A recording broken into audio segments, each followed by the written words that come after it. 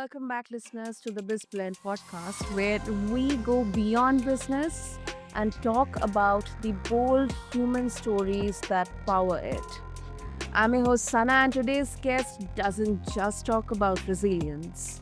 He has lived it across continents, crisis, and callings.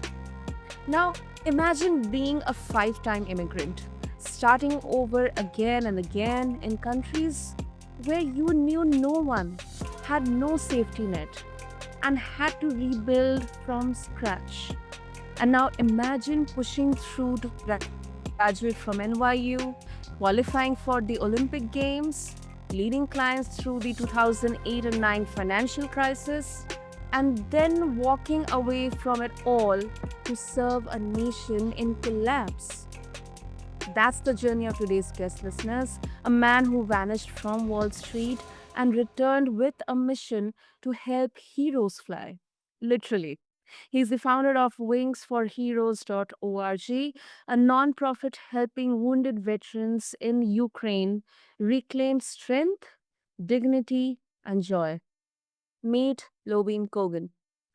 And this conversation is about more than business, listeners. It's about how to lead when no one's watching, when there is no map, and when the world tells you to play it safe, but your soul says otherwise. So, with that, Loving, welcome to the show, and I'm, as usual, honored to have you here with us.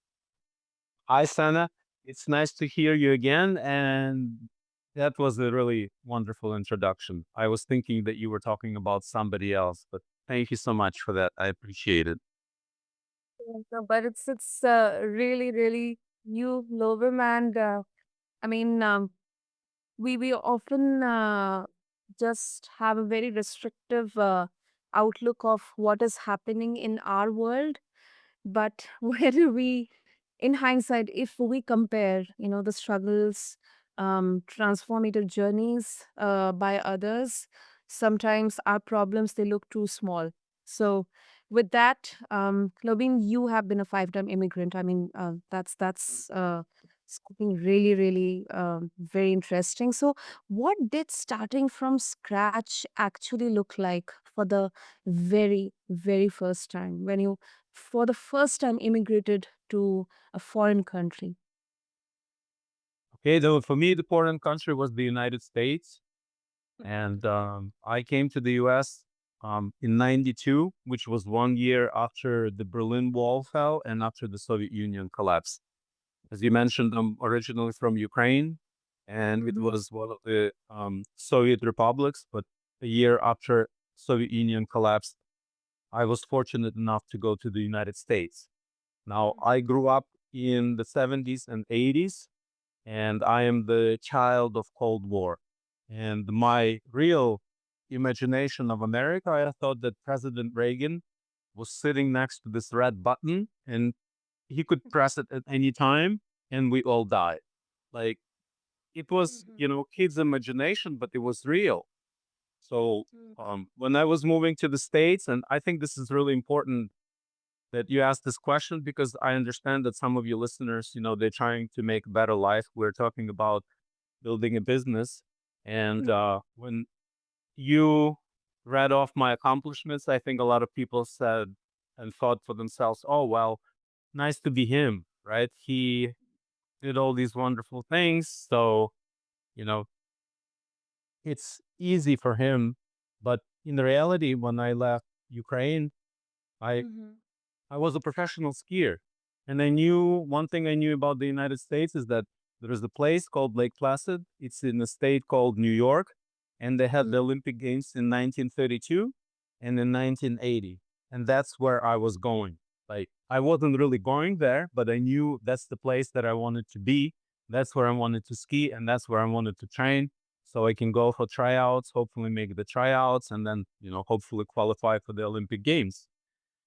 Um, the situation in Ukraine at that time was extremely unstable. The crime was really rampant after fall of the Soviet Union, kidnappings everywhere, ransoms. And when people knew that a family is leaving the country, they knew that they sell everything and all they're doing, they have like their belongings and they're sitting on all the cash that they accumulated throughout their life. So you're an easy target. Mhm. And we left in one night. Mm. It really, we packed up in one night. And my dad said, "We're going." I said, "Where?" He said, "We're going to the US." I said, "When?" He said, "In 3 hours." I said, "For how long?" He said, "Forever." And I just graduated high school and I'm standing here. I have 3 hours to pack. So what do I do? I got a bag. I took my ski suit, I took my helmet, and I took my ski boots. I wore my training suit and my running shoes. And I remember at that time I didn't even have socks. I was on the plane. Like some people, the immigrant stories, you hear somebody was coming with $20, $30, but I had $0 and I have no socks. And I'm going to a place that I don't know anything about, but the fact that there were two Olympic Games in this place called Lake Placid. So in my mind, I was going to Lake Placid. I knew where I was going to go. And, when I got there, I was fortunate enough that my uncle wrote to different ski schools. And one of the ski schools said, "Okay, we'll take you and you can come, you can live here, you can study, you can learn English, and you can ski." So free food, free living, free training, free English.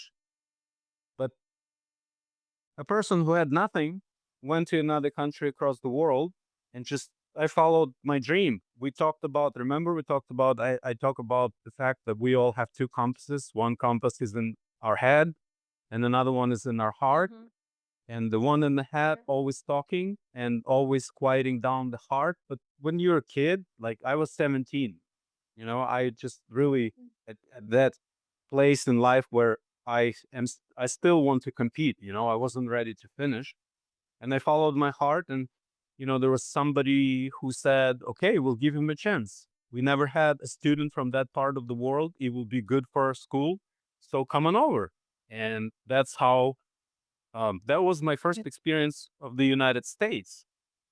So for your listeners, if you really want to do something and you think like that journey is impossible, that's how it worked out for me.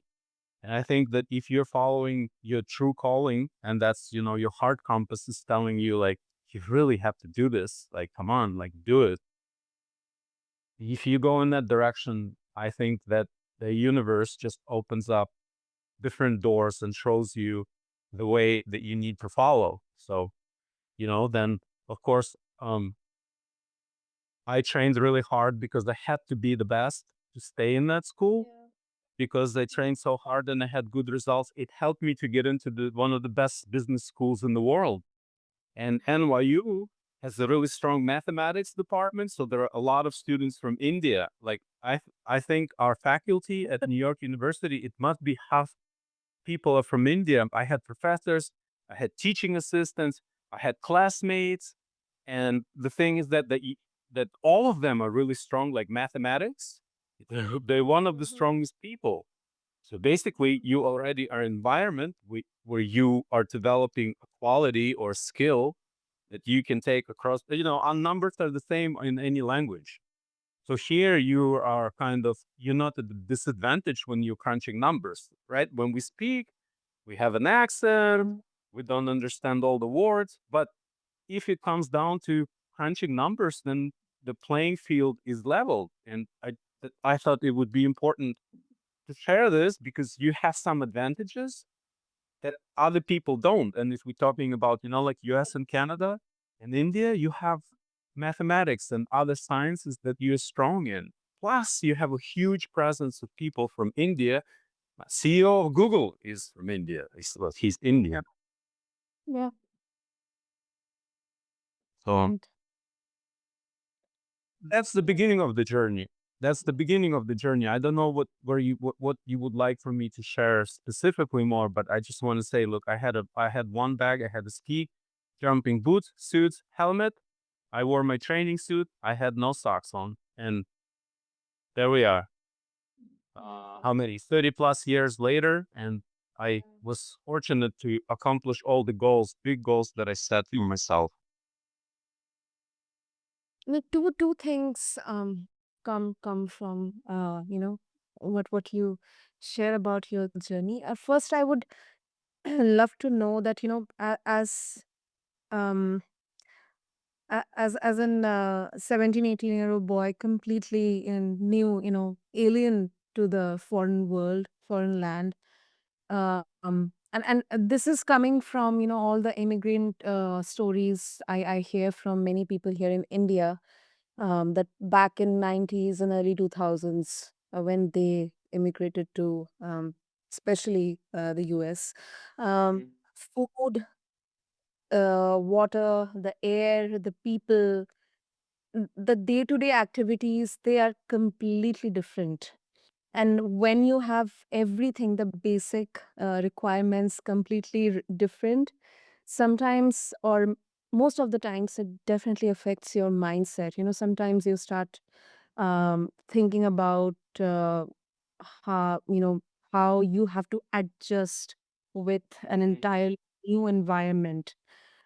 So how was it, what did the day-to-day survival for you look actually involve or look like? Okay. Um, at the beginning, I found people who were like me, just other immigrants who were there a little bit longer than I was. And I invited myself to their home to observe how they live, to try to speak English and learn English from somebody who was just a little bit ahead of me. I wasn't going, I'm going to make all these American friends and I'm going to be like them. It's not possible because we are completely different. Our upbringings, our values, the way we see the lens that we look at the world with, it's extremely difficult. Sorry, it's extremely different. But by at first, and I'm saying just it's really important that I would emphasize at first, I was surrounding myself with people who just immigrated, with the ones who really wanted, they had the education was of high value, and they were willing to share their experience. But then once I got into the boarding school, I was living with Americans. And here's the truth, some people are going to pick on you, and some people are going to be really mean, and some people are going to try to humiliate you. Just they will try to look better by making you worthless or by making you less. Or, if we separate worth less, the emphasis would probably here you are less than me, therefore I look better in the eyes of other people. But those are very few. And I think that, you just have to grow thick skin and know that it's coming. And when it's coming, it's not about you, it's about them. So you just ignore, you ignore all the negative comments, and you really celebrate when you get some positive comments. And I think one thing that we need to understand as an immigrant, when you come, you don't have fallback. Nobody's going to come help you. Nobody's going to save you. So therefore, you have to offer something to people whose country you're entering in. And in my world, it's my word. If I said I would do something, I would die before I stop. If I promise something to somebody else, I always show up on time. If I cannot be on time, I am calling, I'm saying, look, I'm in the car, I'm driving. It looks like I may be late, even though like I may be right on time. And I did a lot of work for free, meaning I needed to learn things. So in my business, right, I would take a case and I would work on it, and I wouldn't care about payments. I really needed to learn how it works. I really needed to understand it. I would deliver work, and sometimes it happens that people would take your work and they don't pay you. But you know what? You get that experience. You get that learning experience. And when you solve big cases, that is something that you can share with other people. You don't share the names, right? But you share the fact that, look, this was this problem with this person, and this is what I did. This is how I did it, and this is the result that we got. And Yeah. when people see that you are reliable, then they will choose you. Now, if you go out there and you say, hey, look, man, I am the best in mathematics. I can crunch the numbers better than anybody else. I am going to be top dog on Wall Street. You are not going to be anything, because people don't like it's called arrogance. So Yeah. if you have skills, you should hide your skills, but show the results. And by that, I mean that most of my clients didn't know that I went to the Olympics. Many didn't know that I was invited to a symposium to present with Steve Forbes. It was my first break was when I got invited for a symposium in New York City. It's called Success in the New Economy. And it came out after the financial crisis in 2008, 2009. And none of my clients lost any money because I double majored in college. I had the accounting degree and I had the finance degree. And the accounting degree taught me where to find potential problems, and I found them before everybody else. I just think I'm just lucky that I knew where to look, right? And then, So able yeah, to figure out the red warning, the red flags, even before anyone came to realize the crash, especially in the real yeah, estate market. it was more than that. Basically, if you look at the financial statements, it's a annual report is like this pretty book that a company puts out. They had pretty pictures on the front, and they talk about the people who's drowning. But all the potential issues that are in the footnotes, and for somebody who's not an accountant, footnotes are the notes in the back of the annual report. And in I was reading annual report of Citigroup or Citibank, and at the back it said we have a $50 billion loss that we have not realized and not recognized it, but soon it will be on financial statements like next quarter, next year, whatever. And when I saw that, because I lived in New York, I worked on Wall Street, I know how they all operate. They all pile into the same thing. So I went to my clients and they said, look, these guys have minus 50 and everybody else has it. And when they show it, it will be a meltdown like we've never seen before. And all of my clients agreed that it's time to move out of the market. So I want to move my clients out of the market. And I tell everybody now that I had nothing to do. So I thought, how can I tell it to more people? And then I started the radio show. It was radio show on one station in Denver, Colorado. And then in 11 months, and then it was about, let's say it was in 1 year. I was in 7 different states, and some states had more than one station that was running a show. And I was talking about the facts. Look, this is the loss. This is what we're having right now, that people are getting mortgages and they're not even making their first payment, that this is the bubble. And that is how I was, somebody heard me. And then the word got out and the radio show is going, and I get this invitation and I go to New York, and I'm just this young guy. I was the youngest guy in the room. I'm an immigrant, and I just said, this is what I saw. This is how I did it. And out of that, I got an invitation to co-author, contribute to Steve Forbes's book that he was writing at the same time. Yeah. And I wrote I contributed specifically. They gave me a topic on taxation. And the rest of the story. For the financial part, that's a really quick summary of how I made it to the top. But I went everywhere. I worked endless hours. I didn't take any vacation. I didn't take any weekends. I allowed myself a few hours on Sunday afternoon. That's all. And I worked all the time. And I remember many years, Santa, I remember we getting to Christmas, and I would pay all the people who work for me, attorneys, accountants, all the financial guys and girls who had to get specifics done. And I'm looking at my bank account and I'm like, wow, that was nice. I am like at zero again. But next year we start. And if I call an attorney on, I had a Rolodex of attorneys. I knew if I pick up the phone, they will answer it, they will listen, they will give me the answers that I can rely on. And nobody's going to say, hey, Lyubim, send me a retainer, then I will start working.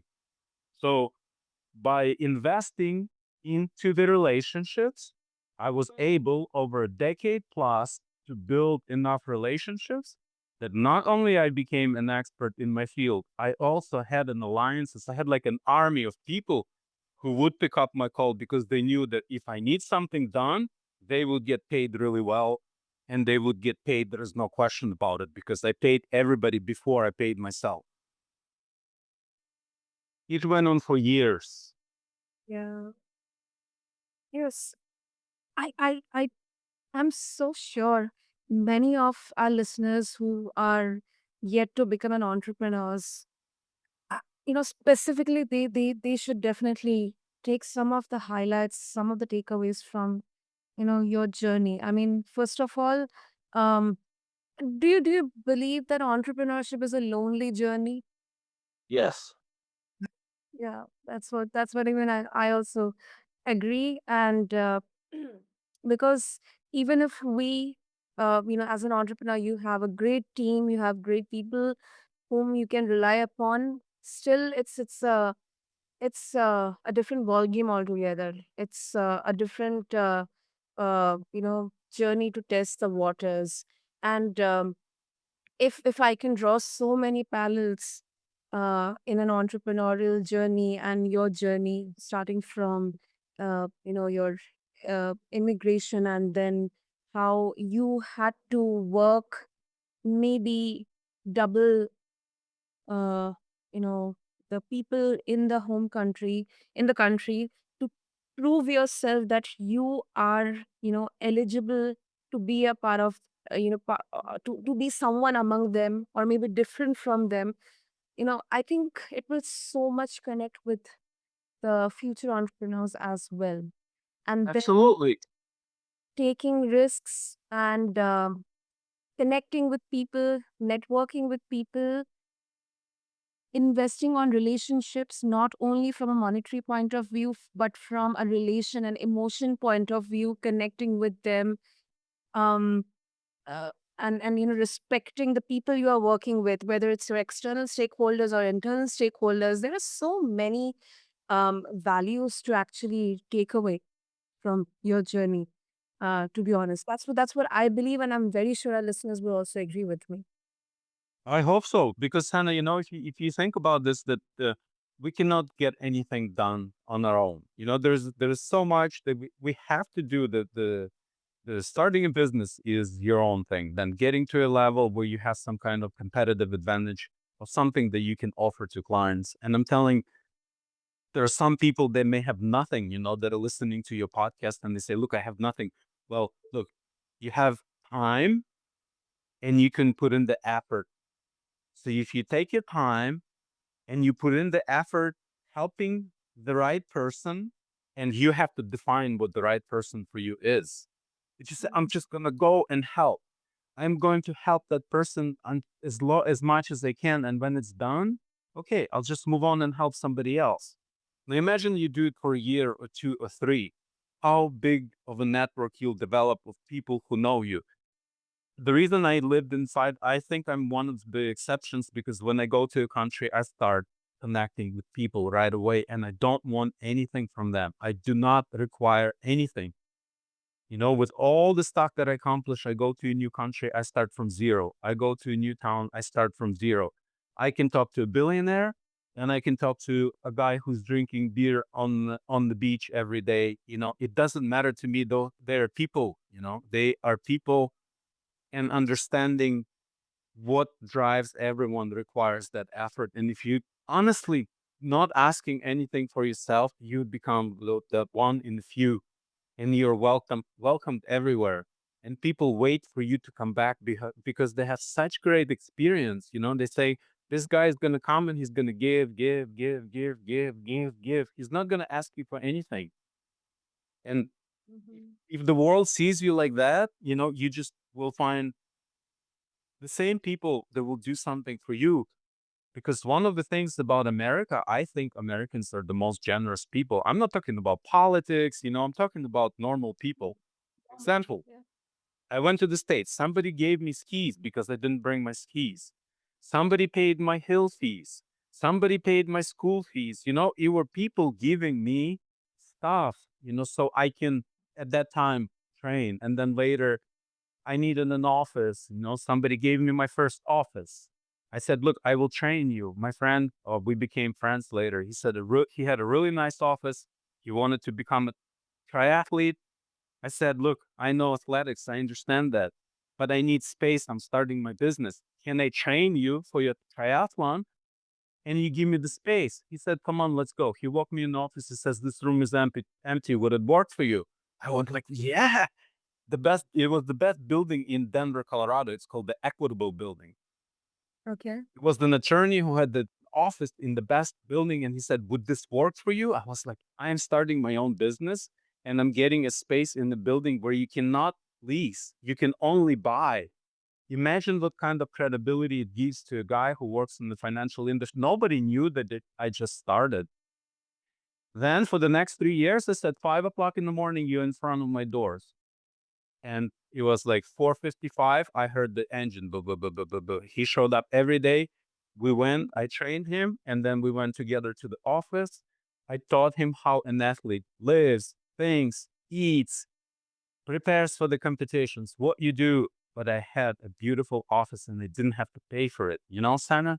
For me, it was so important. It was crucial. Yeah. Yeah, I agree. I agree. And um uh, going, a bit further into the some of the recent years of your journey, Lobim, you have been you have seen the 9/11, and now you have founded Wings for Heroes.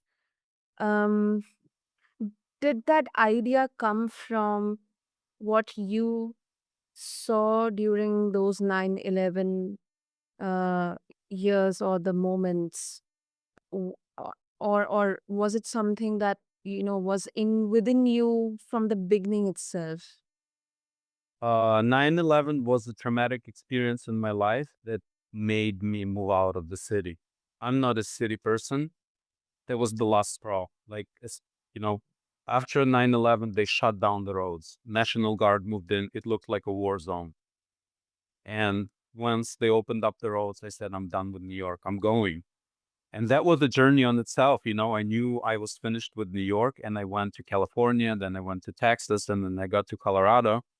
And when I got to Colorado, it's been such a long time. Like, again, as an immigrant, you don't have a fallback. So I was homeless for a year trying to build a financial company. But everything was going into work and I could not afford the place to live. So it was more than a year going from shelter to shelter. But Mhm. that's what I had to do. And we asking, is it lonely to be an entrepreneur? It's lonely. It's embarrassing. It's uncertain. It's scary. And you know what? You have a higher probability of failing than succeeding if you look at the statistics. Okay. So Yeah. imagine if you have no place to live and you're trying to start the business and you know that it may not work, like you don't know what you're going to do now, but what happens if it doesn't work out? Then you are really in tough situation. But fortunately, I just kept, my thing is that just take the next step, next step, next step, one step. Not Don't think about solving the whole big issue that you have.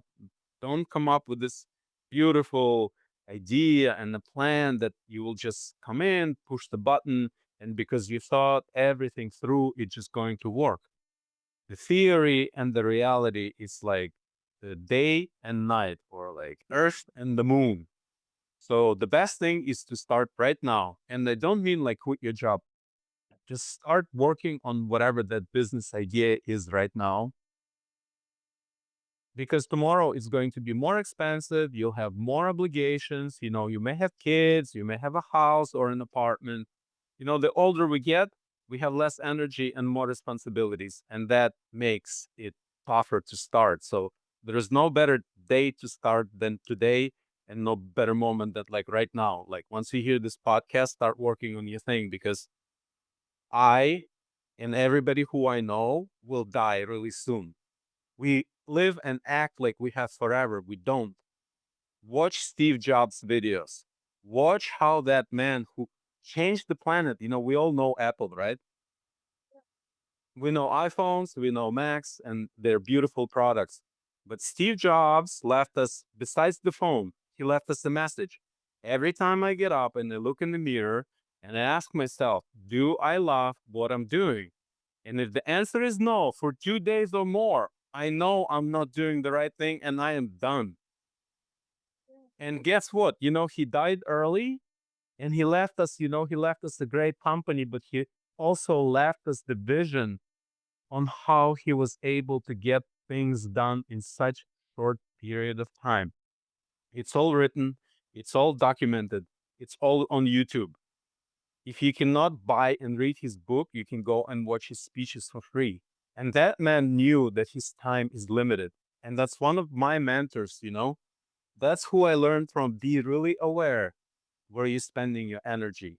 And one thing, Sana, that is really important. I've been financially independent many times. I counted more than 4 times. And then because life took me to a different direction, I was like, it's zero. And I have to tell you, one of the happiest times of my life were when I was homeless. Because finding an organic chicken and having a meal that you know is organic and healthy and is good for you on Christmas when you don't have a roof over your head, that is better than driving, a brand new Range Rover. And I had a few of those. Having organic chicken on Christmas felt a lot better than buying a new Range Rover. And there's your yeah. Wow. Wow. That is hard. I didn't mean to shock you like that. I didn't mean to shock you like that. I know. I Yeah. told you. No, but in deep down, I mean, I don't wish that for anyone out there, but what you said, it's so much connected with me. I wish it doesn't happen with anyone, but still sometimes it's coming from right deep down from your heart that that was your happiest moment. So And it's life experience too. It's a true story. It's not something that was made up and put on Instagram and like made it look good. It really is. It was 2004, it was 2004 to now it's 2025. It's 21 years ago. In my mind, we're talking about it. I can see that little room, sitting on the floor because there was no table, but there was organic chicken. I think it was Redburn. I don't yeah, the brand, but it's so vivid those memories, and yeah.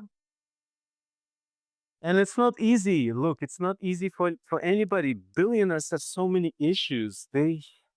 I Steve Forbes is a really cool guy. I mean, he's like a really nice grandpa. Like out of all the people that I think he's one of the nicest people. He's so soft, so kind, so helpful, so like easygoing. I met him at the time when he was having health issues, but he was always like you can feel that energy. He was like light, not the guy that you see on TV. It's not like the way he's on TV and the way he's a grandpa. Like he's really like this nice grandpa.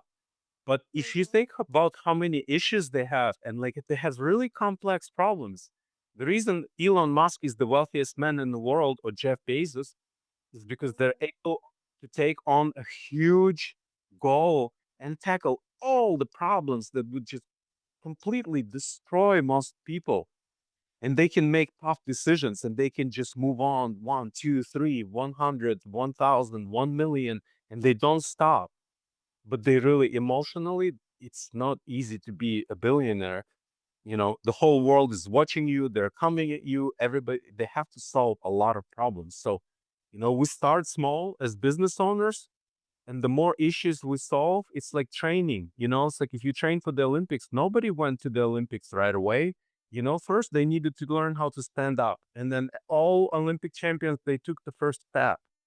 And after they learn, first you crawl, then you step, then you walk, then you run. And then if you're lucky like me, you learn how to fly. What I'm saying in business, don't expect one of my best friends, he passed away now, but before he passed away, I asked him, it was 2003, 2004. I said, look, man, I really want to start my business, but I don't have the money and I don't have this and I don't have that. And he said, like, Lubim, in your business, can you make it better for the client? I said, absolutely yes. And he said, there is nobody in the history of this planet who driven into their new business in a brand new Mercedes. Not one person got a brand new Mercedes and they went and started their own business. It's the other way around. First, you start the business, then you work, then you become successful. And if your goal is to buy a Mercedes, you can buy it. But that conversation will stay with me forever. I After that conversation, I went in, I was working for American Express and I was number one guy in our region. It was Colorado. New Mexico, and Arizona. I was number one guy. After that conversation, I went in and I resigned. I handed in my resignation. My boss looked at me like I lost my mind. I don't think he will ever understand why I gave everything up. I gave up stock options. I gave up managerial position. I gave up the blue box. The American Express blue box is the big name in the financial industry, and it gives you a lot of credibility. And I left with nothing. And I am really glad I did it. It was 2000, same area, 2003, 2004. We're talking about 21 years ago. Wow.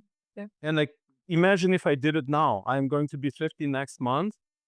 Then I would have to travel the same road, and I would be what, 80? I, that energy, the useful energy that you have then. Um, by the way, I found it now by working. My life is dedicated for people who protected us, and I get up every day at 4 o'clock, and I don't even set up the alarm. Like, I try to sleep, but I can't because I have to solve somebody's issues and I have to save lives. And that gets me out of bed like I'm 17-year-old training for the Olympics. So if you lost something, if it's really meaningful, if the compass in your heart, in your gut, whatever you feel it, that feeling that says, you gotta do it, man. You got to do it. You have to do it. It's one life and we will all be gone. I don't know. Hopefully not tomorrow, but even if we live to till 100, right? It's not a long time. Well, I don't have any words to add into because this is listeners from the hard hearing experiences. It cannot be made up. It cannot be you know synthetic, or it cannot be fabricated. It is. Right. You cannot dream it up. But actually, it was my goal to leave you speechless because I had such a great conversation last time. I enjoyed it so much. And we're talking about business. And I'm saying, look, I'm an immigrant. So people who are listening to me, they may think about immigrating. I had nothing and I accomplished such big goals that people who have everything would love to accomplish it, right? So I said, I'm just going to go and tell you, look, this is how it was. I was homeless. I had nothing. I was suffering. I did this. I worked for free. At the end of the year, I would work, 14 hour, 15 hour, whatever it took. No vacation, no weekends, nothing. And it was zero at the bank. That's how it's running your own business. That's what it's like. And then it was one time when I had this idea, to start a radio show. It changed everything for me. Like from the financial point of view, a year after I started my radio show, it like changed my financial life. But before that, I went through a lot of suffering, a lot of moving, a lot of trying, a lot of failing, a lot of learning, a lot of rejection, loneliness. You just carry that. And if you have somebody else, and if you have kids, wow, man, I don't even know how people who have kids can start a business because like when you're a teenager or 20, 25, right? And you have no responsibilities, no mortgage, nothing, right? Well, like, that's difficult. But when you have obligations, it becomes more and more difficult. So, yeah, what I am saying is that the reason you have to do it now because there is no better time and there is no other time because our time here is very limited. We just get a few decades if we're lucky to get big goals done, and they take time. No. So before we wrap up, Lyubim, if our listeners would like to connect with you, what will be the best way? The best place is to go wingsforheroes.org. And wings is plural, four is number four, and heroes are plural too. I think you do put up a link. Yep. Do you put up a link, Sana? Yeah, so just the link will take you to my website, and there's a contact button. And if you hit it, believe it or not, I'm the guy who's going to reply to you. So, of course, if I get buried with questions, it will take me some time to reply and I will have to deal with it later. But for now, let's just say wingsforheroes.org, contact button, write me, hey, I heard you on Sana's show. You said we can write you. I am trying to do blah, blah, blah. Do you have any ideas? Like that. Wonderful, wonderful. I'll make sure to have all the links in the show notes. And thank you so much, Lobim. I mean, so many life lessons we learned. Sometimes people say that it's better to learn from others' mistakes on their journey to rather than to make one yourself and learn from your own mistakes. Yeah. So I think one thing that's a just start. Just start. If you have the drive inside, just start. And I want to thank you, Sana, for creating this kind of environment because our day and age, it was more when I came to the States, but now with social media and such, when I went to the States, it was a big deal to make 1 million a year. Now everybody wants to make 1 billion. And probably in another decade, it will be 1 trillion. So the numbers just keep adding zeros, but it's hard to find a place where people connect. And I think what you're doing is extremely important. And since I had the conversation and I felt that from the first time we spoke that you care about your listeners and you want to add value, I really, I said, I'm hanging out all the laundry and see what happens. So I'm glad that I'm glad that it was valuable to you, and I hope that there is at least one person who heard the show who will start, and sometime down the road they'll say, "I heard that and I did it," and maybe you should start today too. So I wish everybody who's listening to this great luck, and I have 100% faith in you. And if you ever doubt that you may not have something, you have everything. There is no way that this universe will leave you. There will be some magic that will show up. So if one time we do a show on magic, I'll tell you a lot of magic that came my way on my journey. I know the right one for that. I know the right one for that. We'll definitely talk about it. But before that, I'll quickly wrap up this episode, although I didn't want to. So, listeners, what does it mean to lead with no spotlight, no script, and no safety net? Well, today we found out it means leading from truth, from heart, from the quiet conviction that purpose is more powerful than position. So, to all our listeners, if you are navigating uncertainty or building from rubble, remember this, that legacy isn't built when the world is watching. It is built when you decide to show up anyway. So, to learn more about wingsforheroes.org, just refer to the show notes. If you want to support this mission of radical resilience, just check out the show notes along with this episode. Until next time, I invite all of you to stay bold, stay human, and keep blending what matters the most. Thank you.